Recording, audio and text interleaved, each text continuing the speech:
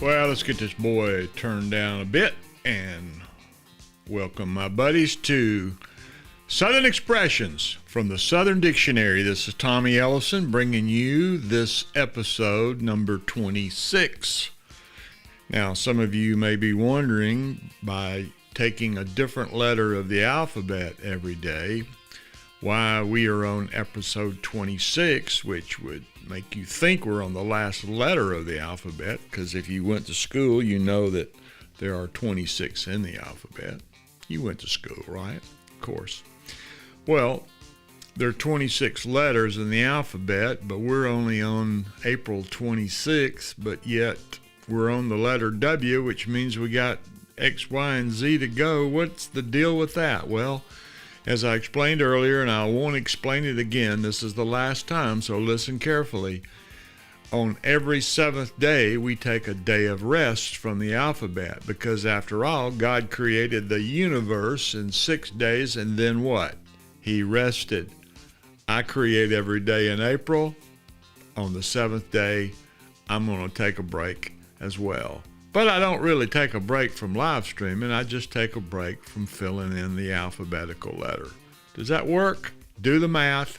You'll figure out what I'm talking about. 26 days or 26 letters in the alphabet, 4 rest days makes a total of 30. And that just happens to be the same number of days in the month of April, because it's CETA creating every day in April. And today is no exception as we look at the letter W and expressions that involve the letter W. Maybe a word, could be the way the expression starts, and you'll see what I mean as we go to our first expression, and that would be, she was madder than a wet hen. See how clever I slipped that W in? Well, what does that expression mean in our Southern Dictionary? Madder than a wet hen. Well, I would imagine that most of you have never even seen a wet hen. But as you might imagine from that expression, that when you use that wording to describe someone's wrath or their anger towards you or someone else, then it has something to do with a hen that has gotten wet. Well, duh. But let me explain to you a little bit of background on that. You see, when chicken farmers are raising their hens for laying purposes, and the hens have their eggs taken away to sell at the market, so we can have scrambled eggs and all those fancy omelets like they serve at the Hyatt Regency. Well, when those hens get their eggs taken away, they get to be real moody and they're brooding, and all of a sudden their output of eggs begins to fall. And that's what the farmers have to do. They have to take those hens out there and they just wet them down with a hose pipe, and those old hens, you know, being the way they are, they're kind of like cats. They just don't like water. Hens and waters don't mix too easily. And so those hens get ticked off, they get mad, they get angry. But when they get angry, their emotional testosterone or whatever hens have that cause them to lay eggs, I have no idea what that is, it raises that level, and guess what? They get back to what the job's all about. Job 1, laying eggs. And it's just a vicious cycle. Wet hens. So when someone says she's madder than a wet hen, you're pretty much describing what my mom used to be like when I brought home a bad report card. She was madder than a wet hen, that I didn't do any better on that report card. Got it? Madder than a wet hen. W.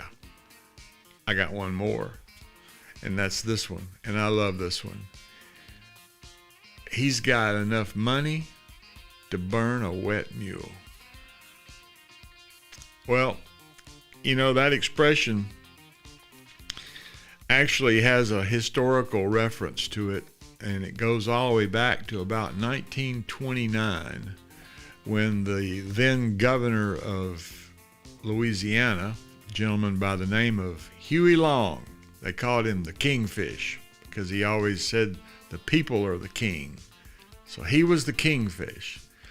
He was trying to enact what good politicians do, or what all politicians do. I don't know how good they are. Time will tell.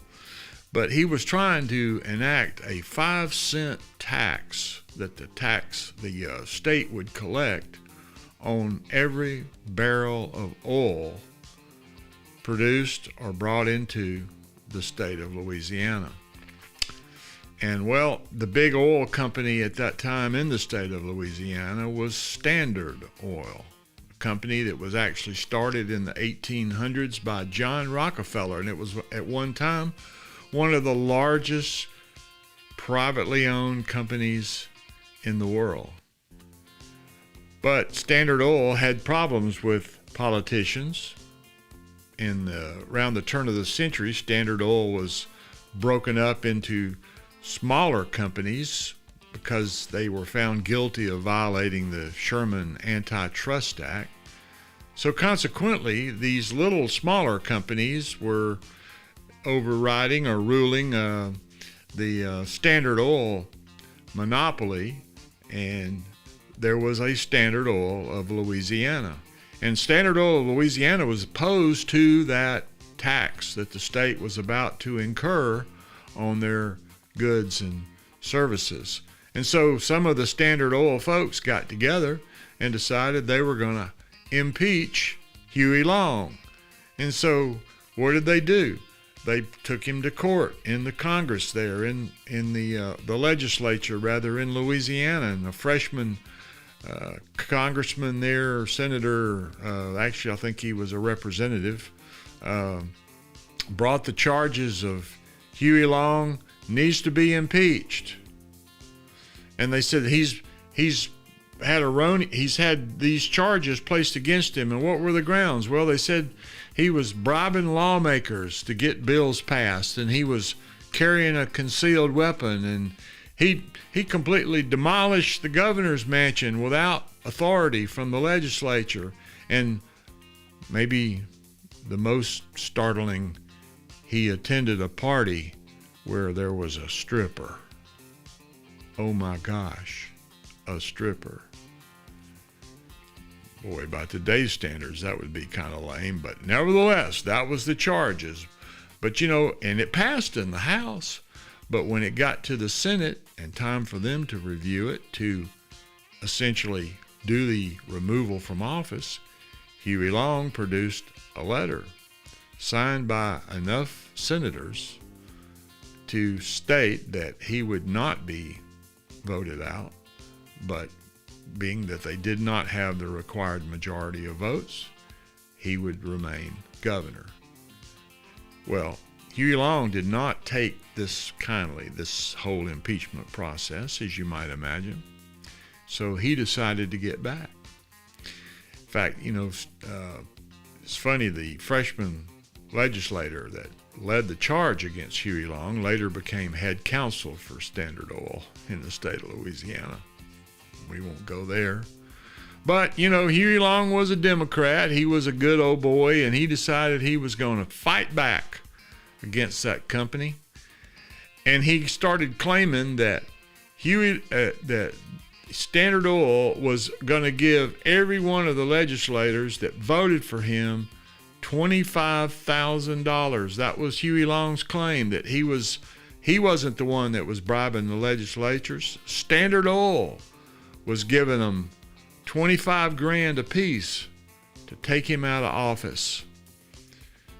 And that was when he said they got a lot of money. In fact, they got enough money to burn a wet mule. Now, now your Northerners may not know what the origin of that expression is. Perhaps you've never heard it, and I bet you've never used it. But now, at least you know. There's two things I learned from doing a little research on this is can't trust a Democrat, and it takes a lot of money to burn a wet mule. Well, let me back up. not only can you not trust a Democrat, I'm not so sure you can trust a politician, period. Well, that's it, ladies and gentlemen. That's it for today's expressions. And tomorrow, we're going to be looking at a tough one. We're going to be looking at expressions that deal with the letter X. So I hope you'll join me. I hope you'll come back and see it. And as we wind down, tomorrow will be episode 27, and we'll be wrapping up the month. I'm glad you joined me today. And remember, if you get to Alabama, I'd love to be your host. So, as I've said before, and I'll say again, y'all come.